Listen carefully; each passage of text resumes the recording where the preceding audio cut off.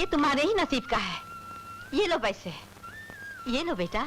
माँ जी ये क्या कर रही हैं आप? माँ ये अनिल बेटे, ये वही नेक बच्चा है जिसने हम गरीब के पैसे लूटने से बचाया। उस रोज अगर ये न होता तो बेटे आज तुम नौकरी पर न होते।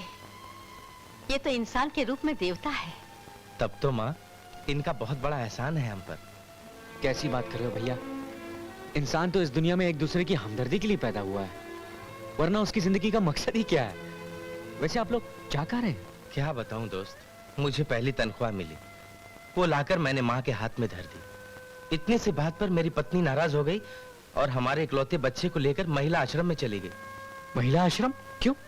कहती है जब तक माँ को अलग नहीं करोगे मैं घर वापस नहीं आऊंगी। हम उसी को मनाने जा रहे हैं बेटे। वो जवान होकर आश्रम में क्यों रहे? आश्रम में रहने के दिन तो मेरे हैं, मैं ही चली जाऊंगी। कमाल है माँ जी, अगर आप बुरा ना माने तो मैं चलकर उन्हें समझाने की कोशिश कर सकता हूँ। नहीं भाई नहीं, बहुत जिद्दी है वो। सुना है वहाँ कोई सीमा नाम की महिला है जो आश्रम चलाती है। सीमा? वही औरतों के दिल में मर्दों के खिलाफ जहर भरकर उन्हें भड़काती रहती है। ओह, तब तो मेरा चलना बहुत जरूरी होगा। चलिए माँ जी, आओ। चलिए।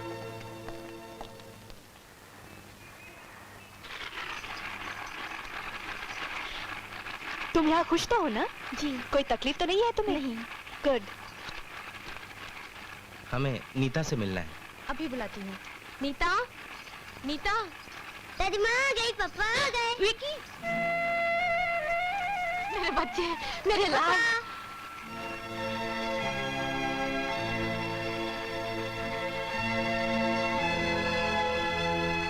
विकी, चलो इधर।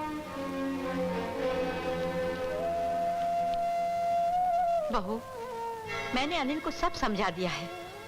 अब घर में झगड़ा बिल्कुल नहीं होगा। वो सारी तनख्वाह लाकर तुम्हें दे देगा। बात यहाँ कमाई देने की नहीं है।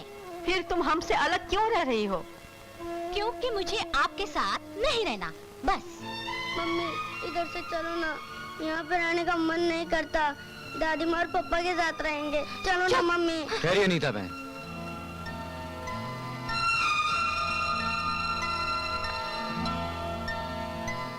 इसे अपने दिल की गहराई से समझने की कोशिश कीजिएगा। अनिल इनका बेटा जैसे कि विकी आपका बेटा है। अगर विकी बड़ा होकर अपने घर में एक बहू लाता है और बहू से कहे कि विकी, मैं इस घर में एक ही शर्त पर रह सकती कि तुम अपनी मां को इस घर से बाहर निकाल दो, उस वक्त तुम्हारे दिल पर क्या बीतेगी?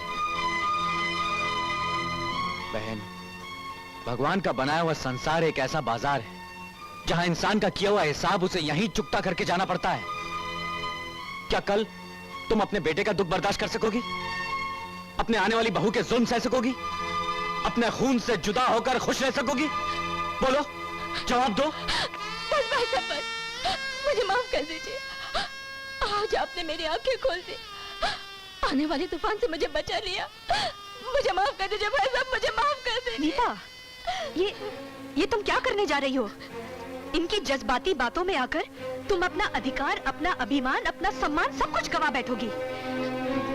1000 मर्तबा सोचकर ऐसा फैसला करना। मैंने फैसला कर लिया है सीमा जी।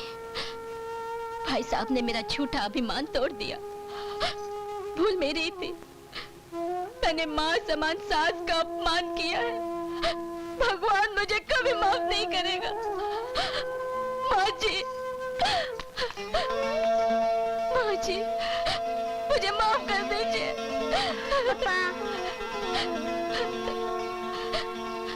रो मत बेटी, रो मत। चलो माँ, चलो बेटे, घर चलो। नमस्कार श्रीमती जी।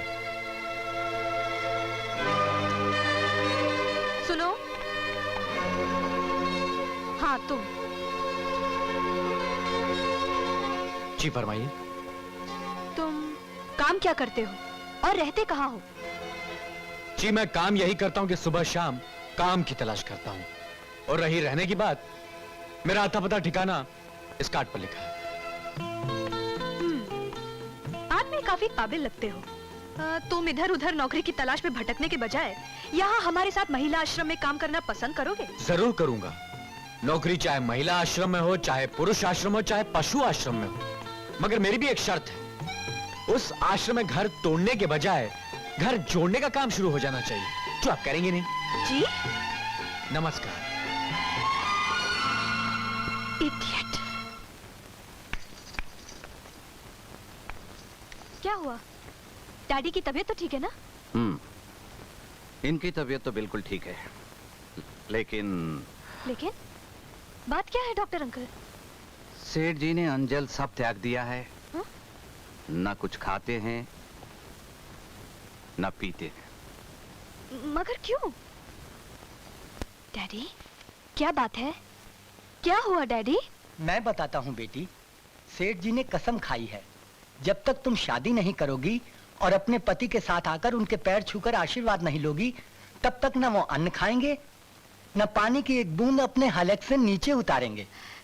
ये क्या जिद है डैडी? आप भी बच्चों जैसी हरकतें करने लगे। चलिए उठिए, खाना खा लीजिए। उठिए उठिए। तुम अपनी जिद पर अड़े रहो, मैं अपनी जिद पर अड़ा रहूंगा। अगर ये अपनी जिद पर इसी तरह अड़े रहे तो शायद कल का सूरज इन्हें देखना भी नसीब नहीं होगा। अब इनकी जिंदगी तुम्हारे हाथ में है सीमा बेटी। हाँ बीबी जी, आप अपनी जिद छोड़ दीजिए और शादी कर लीजिए। अरे कैसी बातें कर रहे हैं आप लोग? कहाँ से कर लूं शादी? लड़के कोई पेड़ पे उगते हैं या बाजार में बिकते हैं जो अभी खरीद कर ले आऊं? तो फिर ठीक है, मुझे मेरे हाल पर छोड़ दो। जब मैं मर जाऊंगा तो नौकर तुम्हें इत्तला कर देंगे। तुम अपने महिला आश्रम के उद्धार में लगे रहो, मुझे मरने दो। ठीक है डैडी, ठीक है। आप जीते, मैं हारी। मुझे आपकी शर्त मंजूर है। मैं शादी करने के लिए तैयार हूँ, मगर लड़का मैं खुद ढूंढूंगी। चंदा जी, डैडी को खाना खिलाओ। अभी लाई बीबी जी। अरे वो मारा पापड़ वाले को। अरे मुनीम, आज क्यों रहा है? मेरे पेट में चूहे कूद रहे हैं, जल्दी से खाना ला, नहीं तो चूहे तुम्हें खा जाएंगे। ला ला ला, जल्दी जल्दी। अच्छा सेठ जी, अब मैं चलता हूँ। Doctor, thank you very much. कैसी एक्टिंग की है? कमाल की एक्टिंग की है। दिलीप कुमार ऐसी कर सकता बिल्कुल है? नहीं कर सकता। अगर करेगा तो भूखा मर जाएगा। इस वक्त तो मैं भूखा मर रहा हूँ। ला ला ला।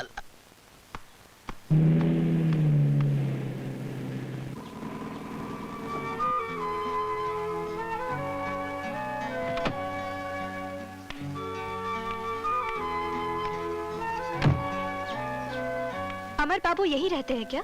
जी हाँ। जरा बुलाओगे? जी अभी बुलाता हूँ।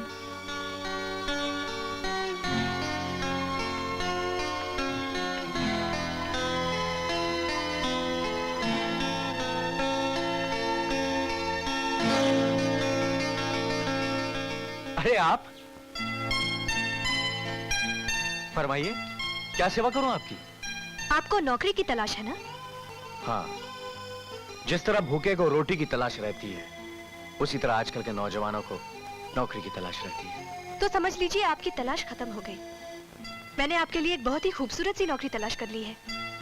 मतलब वही महिला आश्रम की, घर तोड़ने वाली? जी बहुत बहुत शुक्रिया, थैंक यू। सुनिए, आप मेरी बात समझने की कोशिश कीजिए। ये दूसरी नौकरी है। अच्छी बात है, मैं अपने सर्टिफिकेट्स वगैरह लेकर आता हूँ। नहीं नहीं, उसकी कोई जरूरत नहीं। आप मेरे साथ आइए।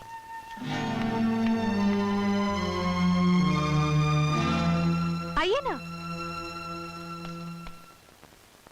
सबसे पहली शर्त मिस्टर अमर कुमार, सीमा देवी के साथ आपकी शादी जाली है, यानी कि झूठी शादी होगी। असलियत में आप सीमा देवी की मुलाजमत करेंगे और इस मुलाजमत के इवज में आपको हर महीने 2000 रुपया तनख्वाह मिलेगी। ठीक है? ठीक है। शर्त नंबर 2, दुनिया वालों के सामने, समाज में अमर कुमार को सीमा देवी से हस्बैंड जैसा व्यवहार करना होगा, लेकिन अकेले में अमर कुमार सीमा देवी के सिर्फ मुलाजम होंगे, इससे ज्यादा कुछ नहीं। जी, ये बात तो मंजूर है, मगर एक सवाल मैं भी पूछना चाहता हूं वकील साहब, जवाब दीजिएगा। पूछिए। अगर सीमा देवी को बच्चा हो जाए तो उस पर किसका अधिकार होगा? बच्चे कैसे हो सकते हैं? जैसे होते हैं। Shut up. माफ कीजिएगा वकील साहब, ये 2000 रुपए की लालच देकर मुझसे नकली शादी करने के लिए कह रही हैं। और मैं इस बात से साफ इनकार करता हूं, क्योंकि ऐसी लड़की अगर मुझे अपनी सारी दौलत, जायदाद सब मेरे कदमों में रखकर सचमुच भी अगर मुझसे शादी करना चाहे तो भी मैं साफ इनकार कर दूंगा। क्या तुम्हारी ये हिम्मत? हिम्मत तो आपने अभी देखी नहीं है मेम साहब। आप लड़की जाते हैं इसलिए माफ कर देता हूं। अगर कोई दूसरा होता तो वो हाथ मारता कि नकली शादी तो एक तरफ, आप असली शादी के लायक भी नहीं रहती।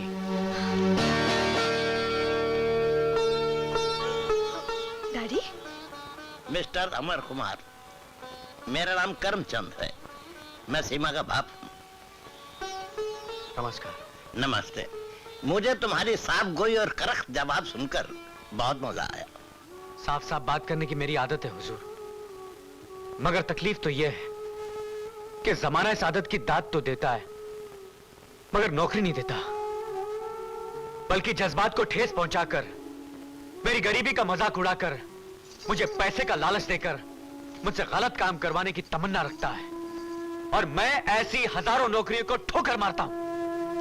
अमर बेटे, कौन कहता है कि तुम्हारी आदत की कदर करने वाला इस दुनिया में कोई नहीं? मैं हूं ना। आज से मैं तुम्हें अपने ऑफिस में मैनेजर की नौकरी देता हूं। जी। यस।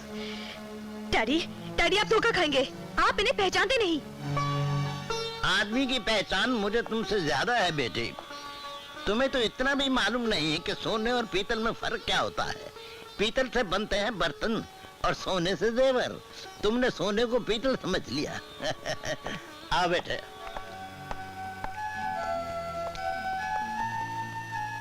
नमस्कार।